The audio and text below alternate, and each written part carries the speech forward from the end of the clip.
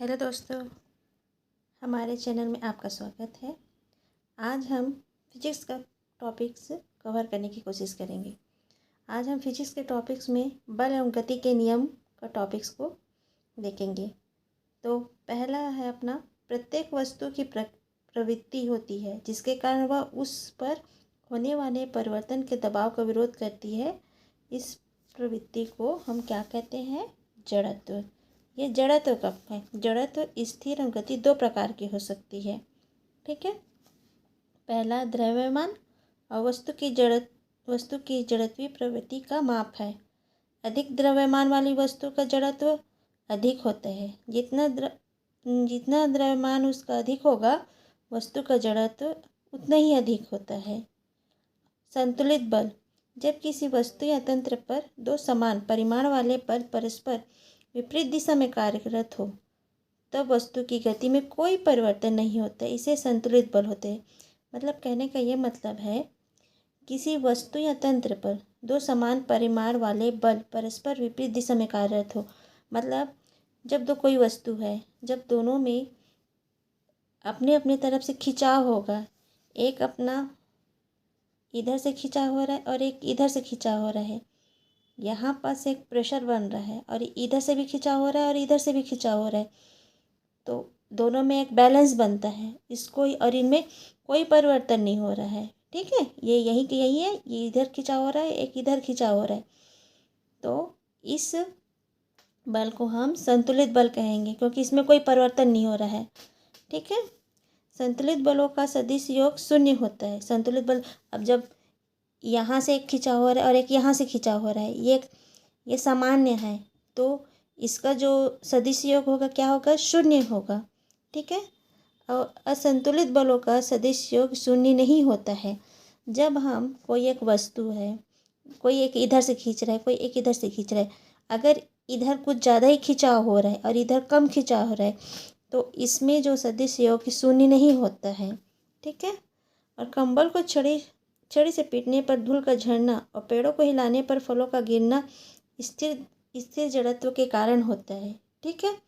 मतलब कहने का ये मतलब है, कंबल को छड़ी से पीटने पर धूल का झड़ना और पेड़ों को हिलाने फलों का गिरना स्थिर जड़त्व के कारण होता है। स्थिर है कोई वस्तु, अगर हम कोई वस्तु को हम उस पर प्रेशर दे रहे हैं, ठीक है, गति कर रहे हैं, तो अपने एक मूवमेंट करेगा ना, वही बताना चाह रहा है ये। ठीक है। अब द्रव्यमान एवं वेग के गुणनफल को वस्तु का संवेग कहते हैं, अर्थात संवेग द्रव्यमान गुणित वेग। ठीक है।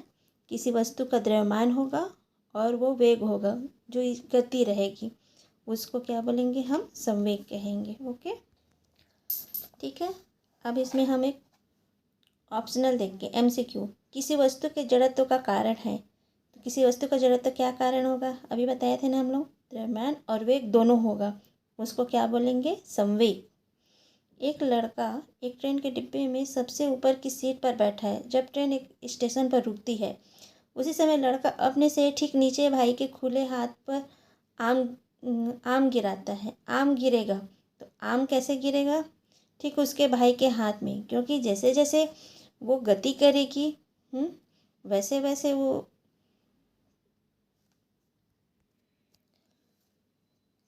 तो ये क्या होगा? ठीक उसके भाई के हाथ में होगा, क्योंकि एक घटना ही एक तंत्र में हो रहा है, जो कि वहाँ के संपूर्ण वस्तु समान वेग से गतिमान है, और आम गिराने वाला एवं कैच करने वाले भी समान वेग से आगे बढ़ रहे होते हैं, क्योंकि वो रुका नहीं रहता है, वो अपनी गति से गतिमान ही रहता है। ठीक है।